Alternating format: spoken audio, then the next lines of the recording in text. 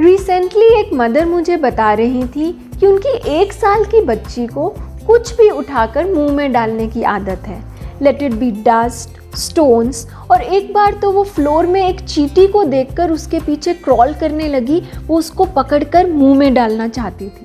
Very strange. Now this child, she is not a picky eater. उसको जब fruits देते हैं, वेजिटेबल्स देते हैं, मिल्क देते हैं, she is very fond of them और वो हैप्पीली ईजिली खाती है। She knows what to eat. पर प्रॉब्लम कहाँ है? शी डज नॉट नो, उसको नहीं पता है क्या नहीं खाना है।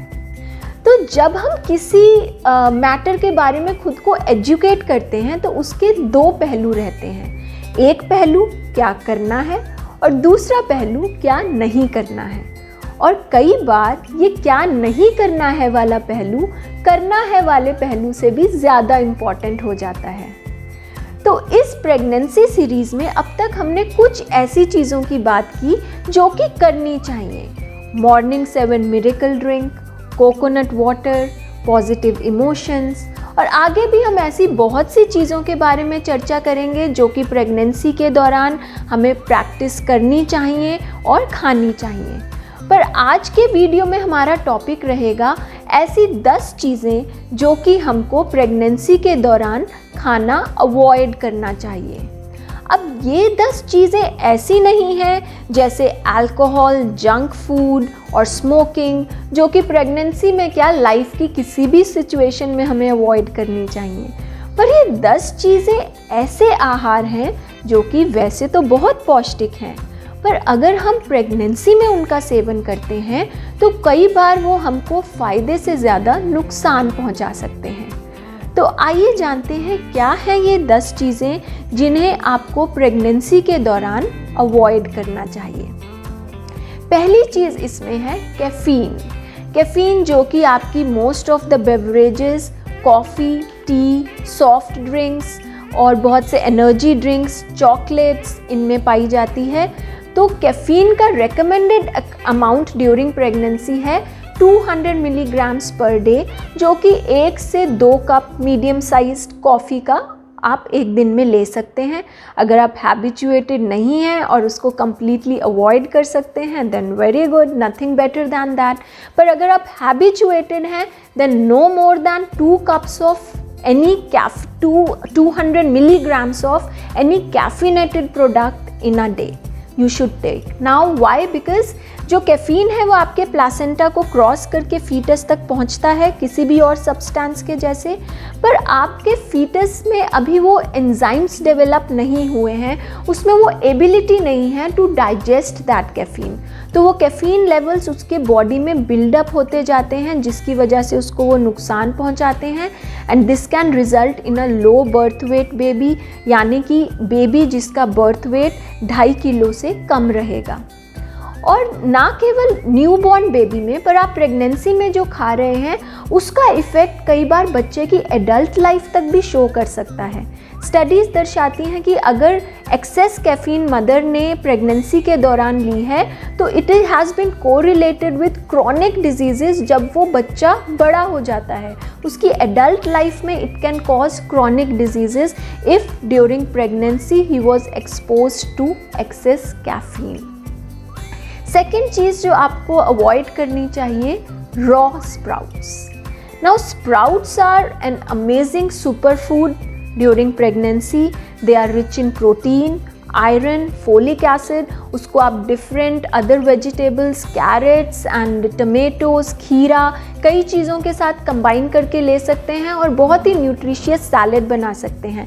एंड स्प्राउट्स आपको डेफिनेटली लेने चाहिए। In fact daily a bowl of sprouts आपको प्रेगनेंसी में लेना चाहिए। The only thing to take in to consideration is कि आपको रॉ स्प्राउट्स नहीं खाने चाहिए, बिकॉज जिन कंडीशंस के अंडर स्प्राउट्स ग्रो होते हैं, हॉट ह्यूमिड कंडीशंस, उसी कंडीशंस में एक बैक्टीरिया ग्रो होता है सैल्मोनेला, जो कि फूड पॉइजनिंग कॉज कर सकता है। तो यह सैल्मोनेला आपके डाइजेस्टिव सिस्टम को डिस्टर्ब कर सकता है, इसलिए स्प्राउट्स लेने से पहले उनको 2 से 3 मिनट तक बॉईल कीजिए एंड देन आप अपने स्प्राउट्स का सेवन कीजिए।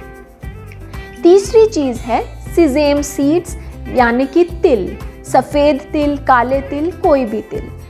ये तिल जो है एंशियंट मेडिसिन में इनको यूज़ किया जाता था टू कॉज एबॉर्शन। अगर किसी को एबॉर्शन कराना होता था तो एंशियंट डॉक्टर्स उनको तिल खाना रेकमेंड करते थे, बिकॉज़ ये जो तिल हैं वो यूट्रस की कॉन्ट्रैक्शन कॉज करते हैं, जिसकी वजह से जो फीटस इम्प्लांटेड है यूट्रस में it can be expelled out और वो एबॉर्शन कॉज कर सकता है। तो प्रेगनेंसी के शुरू के 3 से 4 महीने में तिल का सेवन बिल्कुल नहीं करना चाहिए। चौथी चीज़ जो अवॉइड करनी चाहिए वह है सौंफ और मेथी सीड्स। सौंफ और मेथी सीड्स में एक केमिकल पाया जाता है फाइटोएस्ट्रोजेंस, जो कि काफ़ी सिमिलर है जो ह्यूमन बॉडी में एस्ट्रोजन हार्मोन पाया जाता है। अब एस्ट्रोजन हार्मोन अच्छा है बट डिलीवरी के बाद, बिकॉज डिलीवरी के बाद वो आपको हेल्प करेगा यूट्रस को क्लीन करने में, मिल्क प्रोडक्शन को बढ़ाने में, बट ड्यूरिंग प्रेगनेंसी एस्ट्रोजन का एक्सेस सेवन आपकी प्रेगनेंसी को डिस्टर्ब कर सकता है, मिसकैरेज कॉज कर सकता है। इसलिए थोड़ा सा आपने सौंफ फ्लेवर के लिए किसी में डाला, that won't cause much of a difference. But अगर कोई डेली बहुत एक्सेस सौंफ या मेथी सीड का सेवन कर सकता है देन वो प्रॉब्लम का कारण बन सकता है प्रेगनेंसी में। नेक्स्ट है हमारा अजीनोमोटो, या फिर जिसे हम चाइनीज़ सॉल्ट के नाम से भी जानते हैं। ये अजीनोमोटो या चाइनीज़ सॉल्ट आपको कई चीज़ों में, most of the packaged foods, ready to eat foods, restaurant foods, specially the Chinese cuisine, fast foods, कई चीज़ों में टेस्ट एनहांसर के जैसे अजीनोमोटो को ऐड किया जाता है। तो एज सच आपको जंक फूड अवॉइड करना ही है। And one more reason now you have to avoid junk food is that most of them have this ingredient called Ajinomoto और चाइनीज़ सॉल्ट। तो ये जो चाइनीज़ सॉल्ट है वो फीटस की ब्रेन डेवलपमेंट को इंटरफेयर कर सकता है, इसलिए avoid all kinds of junk foods, restaurant foods, outside foods, ताकि आप अजीनोमोटो का सेवन अननोइंगली ना करें, बिकॉज़ वो डिफरेंट नामों से इंग्रेडिएंट्स में पाया जाता है। फ्लेवर एनहांसर, चाइनीज़ सॉल्ट, कई नाम हैं जिनके नाम से वो प्रेजेंट हो सकता है और हो सकता है हमें उन नामों की पहचान ना हो। फिर है कुछ फ्रूट्स जो कि हमको अवॉइड करने चाहिए। पहला है पपीता, स्पेशली अनराइप पपीता। अनराइप पपीता में लेटेक्स पाया जाता है जो कि यूट्रस की कॉन्ट्रैक्शंस इंड्यूस कर सकता है, एबॉर्शन इंड्यूस कर सकता है। अनराइप पपीता तो डेफिनेटली बिल्कुल उसका सेवन नहीं करना है। राइप पपीता कम मात्रा में खा सकते हैं, उसमें भी पपायन और पेप्सिन नाम के एंजाइम्स होते हैं जो एक्सेस में अगर लिए जाएं तो फीटल ग्रोथ में इंटरफेयर कर सकते हैं, बट स्मॉल अमाउंट प्रॉब्लम नहीं है, स्मॉल अमाउंट ऑफ पपीता आप ले सकते हैं। फिर एक और फ्रूट जो आपको नहीं लेना चाहिए वह है अनानास यानी कि पाइनएप्पल। पाइनएप्पल में पाया जाने वाला एंजाइम ब्रोमेलिन जो कि सर्विक्स की सॉफ्टनिंग कॉज कर सकता है एंड अगेन मिसकैरेज में रिजल्ट कर सकता है। तो पाइनएप्पल भी एक्सेस में नहीं खाएं। अगर आपको पसंद है आप एक छोटा bowl of pineapple once in a while ले सकते हैं। एक और फ्रूट जो अवॉइडेबल है प्रेगनेंसी में है वो है ग्रेप्स। ग्रेप्स में एक केमिकल है जिसका नाम है रेस्वेरोट्रायोल। वो जो प्रेगनेंसी में जो हार्मोनल बैलेंस है बॉडी का उसको इंटरफियर कर सकता है अगर ये केमिकल को, इस एंजाइम को जो ग्रेप्स में प्रेजेंट है एक्सेस में लिया जाए। इसलिए अगेन स्मॉल अमाउंट्स में आप ले सकते हैं बट ज़्यादा नहीं, एक्सेस नहीं, मॉडरेट अमाउंट्स में आप ग्रेप्स भी ले सकते हैं, मे बी ऑल्टरनेट डेज या स्मॉल बोल ऑफ ग्रेप्स। फिर रहेगा आपका बैंगन या फिर ब्रिंजल।